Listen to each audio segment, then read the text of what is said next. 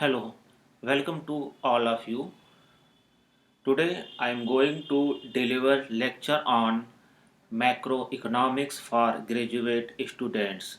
So this is the first lecture on macroeconomics, and in this lecture I will define the concept of macroeconomics with its nature and scope. So first part of this lecture I will introduce macroeconomics as an introduction. So now I'm going to discuss about the nature of macroeconomics. Actually, macroeconomics concerns with the study of aggregate behavior in an economy and its price policy oriented part of economics. So the key concepts that are discussed under macroeconomics are, so here I am going to discuss about the different concepts of macroeconomics in the part of economic variables, that is aggregate price level. So here we discuss about the price level in a collective manner. Total output of the economy, it means we discuss about the production behavior of economy. Employment and unemployment levels. So when we are going to assess our economy, so employment and unemployment levels always play a important role to decide the way of economy. Level of interest rates. So actually interest rate is the part of monetary policy. So whole monetary policy come under the macroeconomics. Wage rates and exchange rates. So these type of rates also we discuss under macroeconomics. Growth rate of output. So simply we say growth rate of output means growth rate of economy. So each and every year,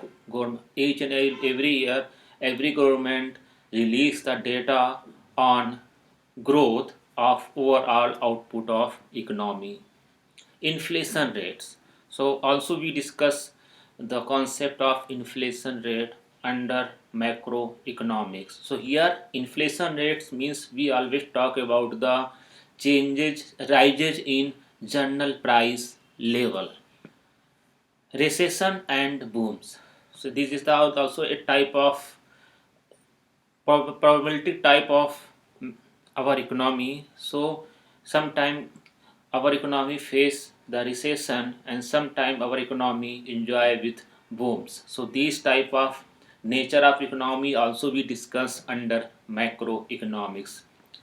Trade balance. So the trade balance means basically we talk about the balance of payment which we calculate by export and import. So here export through export and import we just calculate the trade balance, or you can say the balance of payment.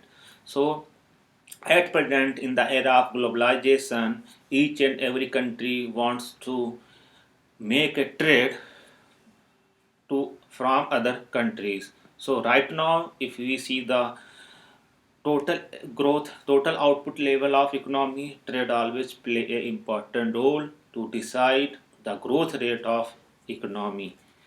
Fiscal and monetary policy, as usual, is a part of macroeconomics, and through this policy we decide the betterment of our economy. And national debt. So national debt is also part of public finance, and also these these things come under the macroeconomics. So now we will talk about the some difference between microeconomics and macroeconomics. So no doubt, as a definition, so in microeconomics we study about the nature and decision making process of individual firms, individual households, individual consumers, Okay, this is the micro level analysis, and in macroeconomics, actually, we study about economy as a whole. So, this is the main difference between microeconomics and macroeconomics. So, now we will discuss about the scope and importance of macroeconomics. So, no doubt, macroeconomics is a branch of economics that carries significant values to any entry, entity that is involved trade and commerce. So, macroeconomics principles allow researcher and other experts to predict a number of things related to economic markets and monetary policies. Thus, macroeconomics necessary to understand the behavior of the entire economy as a whole. So, it is necessary to understand the mechanism which determine the price level and output in the entire economy, the employment and unemployment rates, the trade balance, and foreign exchange reserves. So, basically, uh, here I am putting the three important issues under macroeconomics. So whole macroeconomics actually try to solve these three important questions. So question number one is how to explain and solve the problem of high and uh, persistent unemployment in the economy. So first issue is the problem of unemployment, and with the help of macroeconomics, just policymakers try to solve the problem of macroeconomics. So this is the important part that is of macroeconomics that helps to policymakers to solve the problem of unemployment. Second question is how to explain the problem of inflation. So inflation no doubt is the another major problem, and each and every country face the problem of inflation. So through macroeconomic policies, each and every country try to neutralize the problem of inflation, and macroeconomics always helps to know the nature of inflation and how to solve the problem of inflation. Third question is how to explain an economic slowdown in an economy. Okay, so with the help of macroeconomic policy, just each and every country want to know about the nature of economic slowdown. Suppose that at this time, due to corona pandemic, in worldwide, each and every country is actually facing the problem of economic slowdown. So right now it is very important to the each and every country to know the actual condition of their economy and how to solve the problem of economic slowdown through the macroeconomic policies. So, the study of macroeconomics provides the answer of these questions, no doubt, because of these are the very important questions for each and every country, and the main objective of each and every country to provide the wealth, provide the happiness to their entire population, and also make a to fulfill the aim of economic development. Because of at present each and every country try to increase their development for betterment of their society. For economic development, it is necessary to maintain the macroeconomic variables and to minimize the negative impact because of the negative impact of macroeconomic variables, and try to boost their variables so that each and every country enjoy the more and more development and population also feel happy.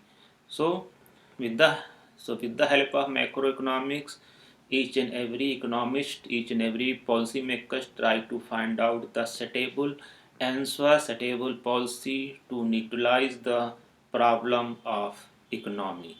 So it helps to understand the functioning of a complicated modern economic system, because of economic system is not a easy task to understand. It is very complicated system.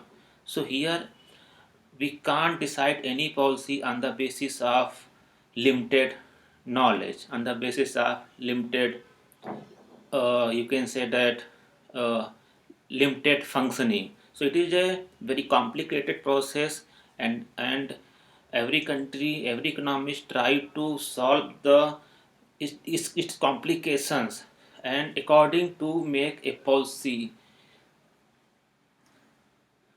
So so also it analyze the forces which determine economic growth of a country, and explains how to reach the highest state of economic growth and sustain it. So here two things are so important. First of all, achieve the highest economic development, and second is the maintain that development. Because of in economy, each and every stage, some some growth rate fluctuates. Some because of some internal reason, because of some external causes. So always the growth rate fluctuates. So that to maintain the growth rate is also important part to know about the nature of macroeconomics. Okay, so if you see the importance of macroeconomics, so first thing is to understand the working of the economy. So through macroeconomics, economists or governments try to understand, and no doubt they understand the working behavior, functioning of economy. And if you talk about the government policies, so no doubt government policy actually based on the economic policies. And to understand the nature of economy, so through macroeconomics actually economists just understand the behavior of economy, and they make a government policies according to behavior of economy. And if you talk about the unemployment, so no doubt at present maximum countries are facing the problem of high unemployment rate, especially after pandemic. So right now, if you talk about the unemployment, it is so high, and no doubt unemployment also affect the economic growth. So here unemployment and economic growth both are related, correlated to each other. So here unemployment rate always adversely affect to economic growth. So the main objective of each and every country to achieve the higher employment growth, and to reduce the uh, unemployment rate. So here we understand about the nature of unemployment through macroeconomic policies, through macroeconomic theories. And if you talk about the calculation of national income, so national income accounting is also important part of macroeconomics. So under national income, we just categorize a lots of we categorize national income a lots of economic, a lots of concepts like GDP.